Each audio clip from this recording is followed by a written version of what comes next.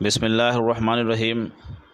محترم سامعین، اللہ کا لاکھ شکر و احسان ہے کہ اس نے ہمیں 7ویں تراویح مکمل کرنے کی توفیق عطا فرمائی۔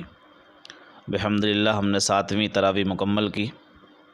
7ویں تراویح میں جو ہم نے قرآن کریم سنا اور تلاوت کی، اس میں جو باتیں بتائی گئیں اس کے چند اہم نکات آپ کے سامنے پیش خدمت ہیں۔ جو کچھ ہم نے پڑھا اس میں سب سے پہلے حضور صلی اللہ علیہ وسلم کو تسلی دی گئی کہ اس کتاب سے متعلق تمہاری ذمہ داری صرف اتنی ہے کہ اس کے ذریعے لوگوں کو خبردار کرو تاکہ اللہ کی حجت ان پر تمام ہو جائے۔ تم پر یہ ذمہ داری نہیں ہے کہ لوگ اس کو قبول بھی کر لیں۔ حقیقت میں اس کتاب سے فائدہ تو اہل ایمان ہی اٹھائیں گے۔ سب کو تنبیہ کی کہ ایک دن ایسا ضرور آنے والا ہے جب تم سے تمہاری ذمہ داریوں کی بابت پوچھا جائے گا اور رسولوں سے ان کی ذمہ داریوں کے متعلق پوچھا جائے گا۔ اس دن جو انصاف کی ترازو قائم کی جائے گی وہ ہر ایک کے اعمال کو تول کر بتا دے گی کہ کس کے پاس کتنا حق ہے اور کتنا باطل۔ اس روز فلاح صرف وہی پائیں گے جن کے پرڑے بھاری ہوں گے، باقی سب نامراد ہوں گے بلکہ بالکل دیوالیہ ہوں گے۔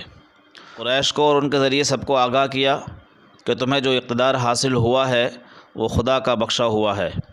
اس نے تمہارے لیے زندگی اور اس کا سامان پیدا کیا ہے، لیکن شیطان نے تم پر حاوی ہو کر تم کو ناشکری کی راہ پر ڈال دیا ہے۔ آدم علیہ السلام اور ابلیس کا واقعہ بیان کر کے واضح کیا کہ جس طرح اس نے آدم اور حوا علیہم السلام کو دھوکہ دے کر جنت سے نکلوایا تھا، اسی طرح اس نے اپنا فریب چلا کر تمہیں بھی پھنسا لیا ہے۔ تم اس کے چکموں میں آ کر اس کی امیدیں پورا کرنے کا سامان مت کرو۔ خدا نے ہر معاملے میں حق اور انصاف کا حکم دیا ہے، اپنی عبادت کا حکم دیا اور توحید کا حکم دیا۔ شیطان بے حیائی کا راستہ دکھاتا ہے اور تم نے اس کی پیروی میں اپنے آپ کو فتنوں میں مبتلا کر لیا ہے اور دعویٰ کرتے ہو کہ یہی سیدھی راہ ہے۔ خدا نے بے حیائی کو، لوگوں کے حقوق مارنے اور سرکشی کرنے کو، شرک اور اللہ کا نام لے کر دل سے حرام حلال بنا لینے کو حرام ٹھہرایا ہے، لیکن آج تم یہ سب حرکتیں کر رہے ہو۔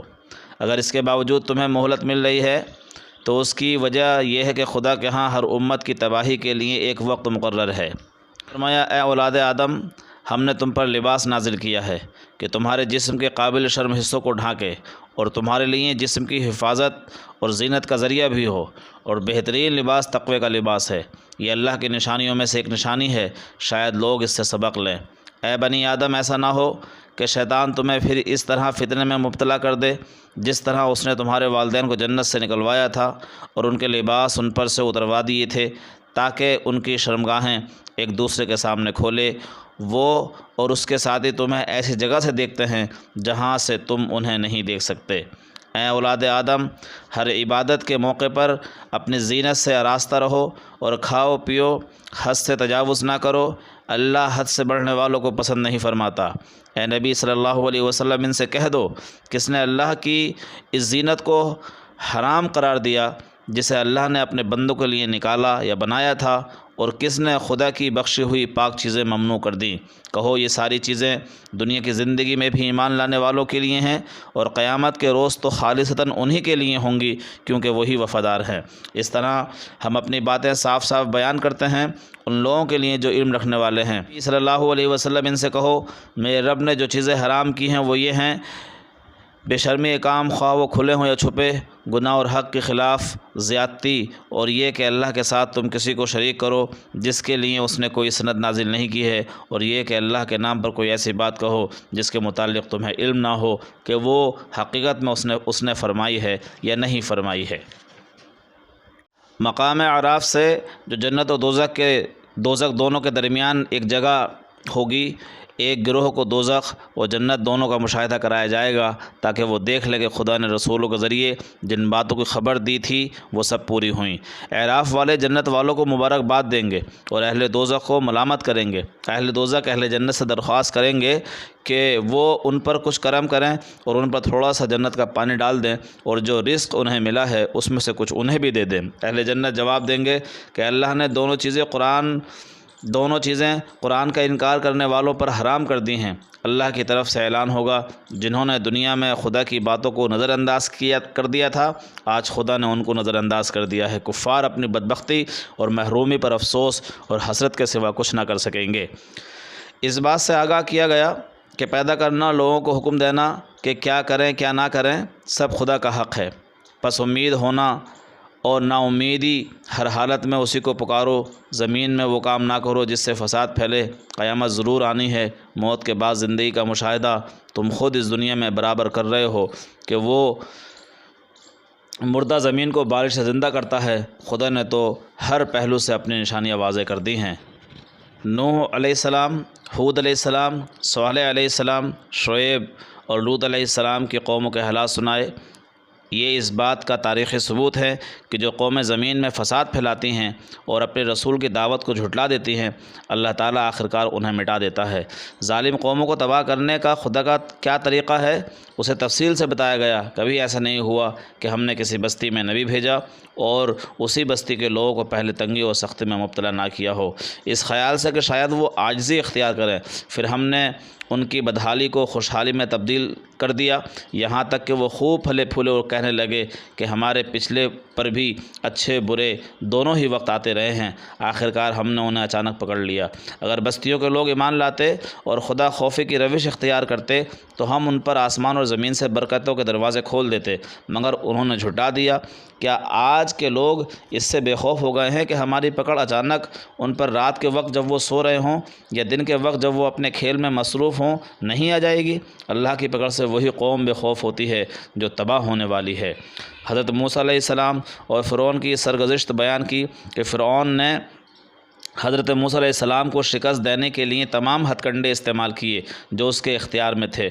اس نے جادوگروں کو اکٹھا کیا، بنی اسرائیل کے بیٹوں کو قتل کیا، بیٹیوں کو لونڈیاں بنایا اور زبردست اقتدار کا مظاہرہ کیا، مگر انجام کیا ہوا؟ ہم نے ایسا انتقام لیا کہ لاؤ لشکر کے ساتھ سمندر میں غرق کر دیا، اور جن لوگوں کو کمزور بنا کر رکھا گیا تھا ان کو مشرق و مغرب کا بادشاہ بنا دیا۔ سورہ کے خاتمے پر لوگوں کو ان کے کا عہد فطرت یاد دلایا ہے۔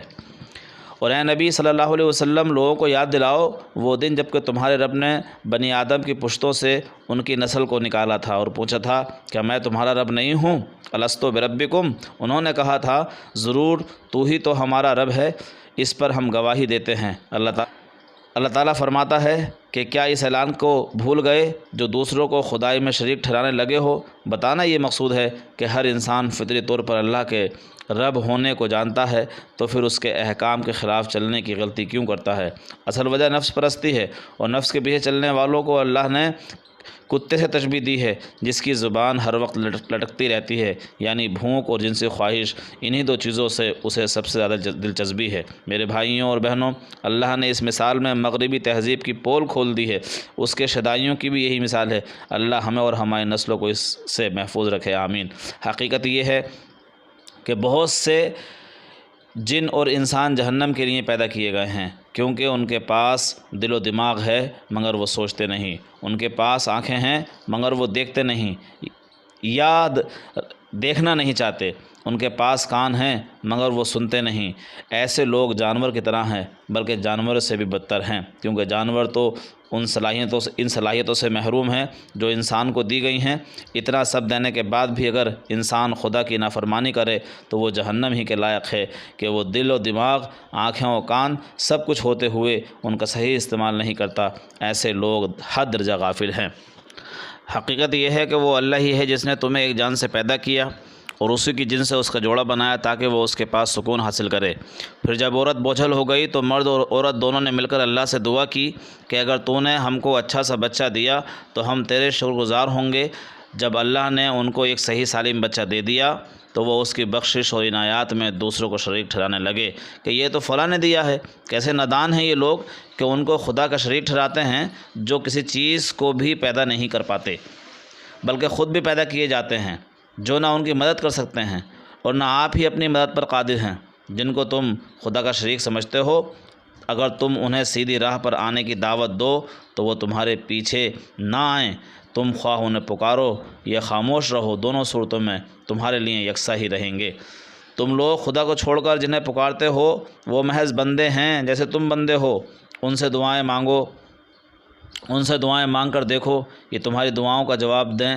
اگر ان کے بارے میں تمہارے خیالات صحیح ہیں، کیا یہ پاؤں رکھتے ہیں کہ ان سے چلیں، کیا یہ ہاتھ رکھتے ہیں کہ ان سے پکڑیں، کیا یہ آنکھیں رکھتے ہیں کہ ان سے دیکھیں، کیا یہ کان رکھتے ہیں کہ ان سے سنیں، پھر بھی اے نبی صلی اللہ علیہ وسلم نرمی اور درگزر کا طریقہ اختیار کیجئے، نیکیوں کی تلقین کیجئے اور جاہلوں سے نہ الجھیے۔ اگر شیطان اشتعال دلائے تو اللہ کی پناہ مانگیے، وہ سب کچھ سننے اور جاننے والا ہے۔ تبلیغ کی حکمت بیان کرنے اور مخالفین کی زیادتیوں کا مقابلہ صبر اور ضبط سے کرنے کے بعد اللہ تعالیٰ سے تعلق بڑھانے کی نصیحت کی کہ اپنے رب کو صبح و شام یاد کیا کرو، دل ہی دل میں گریہ وزاری اور خوف کے ساتھ، اور زبان سے بھی ہلکی آواز کے ساتھ۔ تم ان لوگوں میں سے نہ ہو جاؤ جو غفلت میں پڑے ہوئے ہیں۔ جو فرشتے تمہارے رب کے حضور تقرب کا مقام رکھتے ہیں، وہ کبھی اپنی بڑائی کے گھمنڈ میں آ کر اس کی عبادت سے منہ نہیں موڑتے اور اس کی تسبیح کرتے ہوئے اس کے آگے جھکے رہتے ہیں۔ بس انہی کا طریقہ اختیار کرو۔ اس آیت پر عمل کرتے ہوئے سجدہ تلاوت کیا جاتا ہے۔ 7ویں تراویح کا بیان ختم ہوا۔ اللہ تعالی ہم سب کو قرآن پڑھنے، اس کو سمجھنے اور اس پر عمل کرنے کی توفیق عطا فرمائے، آمین۔